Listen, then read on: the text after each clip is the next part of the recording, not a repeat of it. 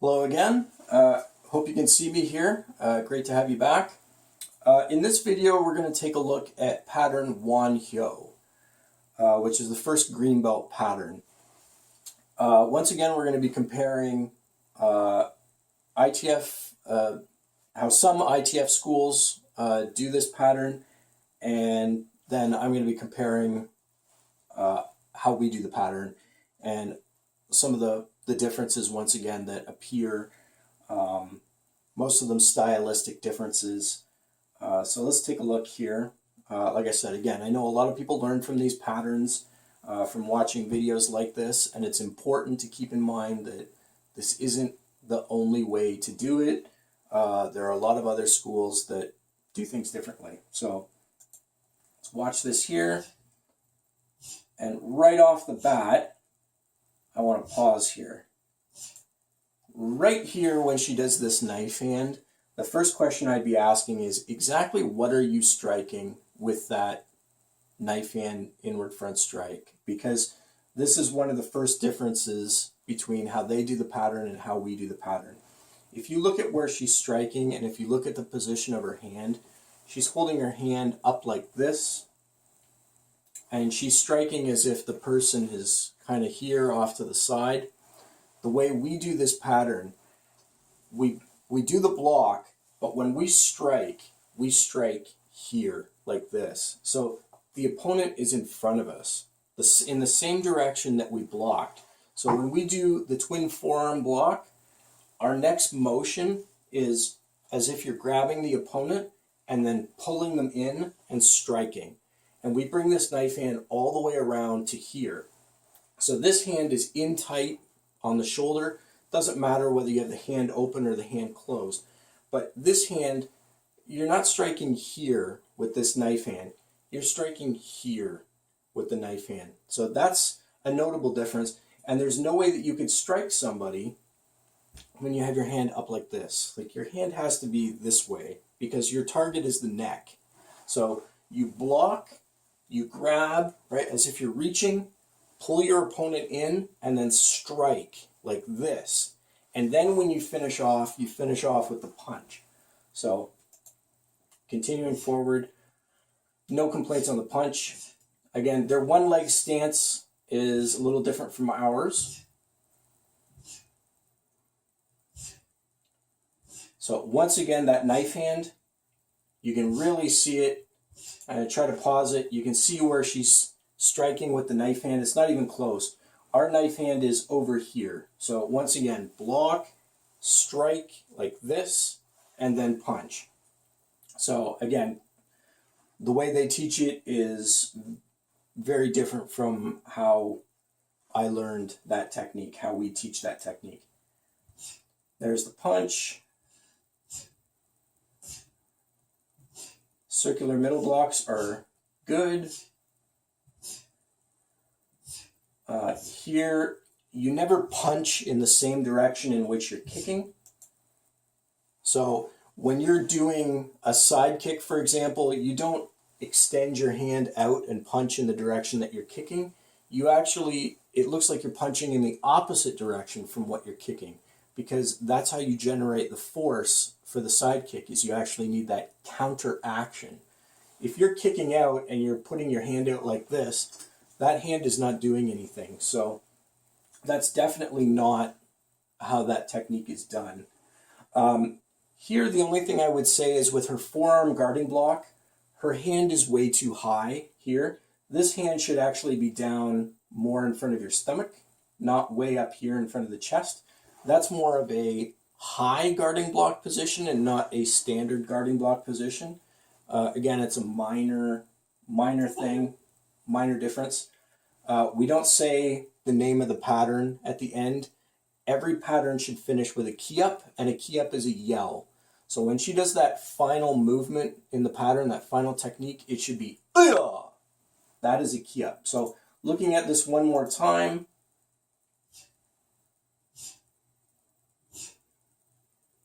So again, other than the knife hands, no great problems here. Here, once again, we take a look at their one leg stance. Now, this one's not as bad. She's got her knee over to the side, which is actually correct. But the problem here is the fact that her foot is bent inward to the point where it's touching her knee. And that is not a position that you want to launch a side kick from. It's not that you can't do a side kick from that position. It's that you're going to get a sloppy side kick when you do it from that position. And actually what would happen is, if I were to put an obstacle in front of her, like a chair, for example, she would not be able to kick over top of the chair to strike the target. And this is an exercise that we would do in class time and time again, where if we were practicing side kick, the instructor would come along, and if they could see students were cheating on their side kick, they would go and move a metal chair in front of you and have you continue doing your side kick and stand behind the chair with the pad in their hand. And they would see if you could still hit the pad without hitting the chair. And if your technique was correct, if you were bringing your knee up properly, and if you weren't doing a angular creeping side kick, you would be able to kick over top of the chair and hit the target behind it. But if you were cheating on your side kick, if you were either dropping your knee too low at the beginning, or if you were flailing with your side kick and basically having a rising side kick instead of a side kick that comes straight out, then what would end up happening is you'd smash the chair on your way into the pad. And of course that would sting if you're hitting a metal chair. You'd know right away that you weren't doing that technique correctly. Your side kick, you should be able to clear an obstacle to hit your target behind it. And that kick should be traveling in a straight line.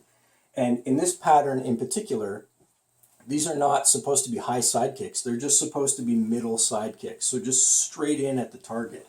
But here, again, it's really hard to see in the video, but her kick is, from that position, it's really hard to throw a proper side kick. You have to flail and flick to get your leg up there to get into position.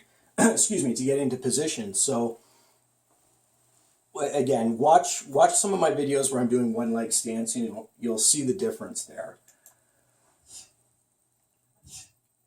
Here, really no problems with those. There, when she did the fingertip middle straight thrust, she didn't turn it over afterwards and shoot the hand down to come around for the next technique. So you do see that in pattern Do-san, but she didn't do it here in pattern Won-Hyo, and you should do it both times. That movement where you break from a wrist grab.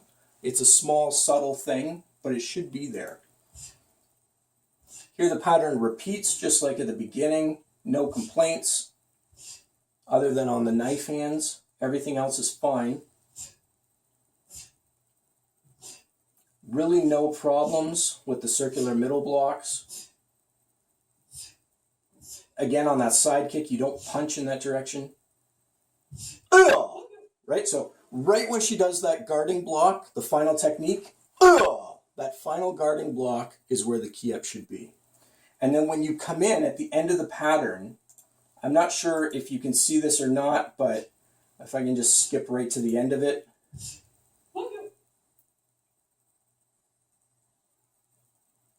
But in this case, it's okay. In this case, when you finish the pattern, because pattern Won-Hyo actually has a unique starting position that is different from the other ones that you've seen, it has a different ready stance.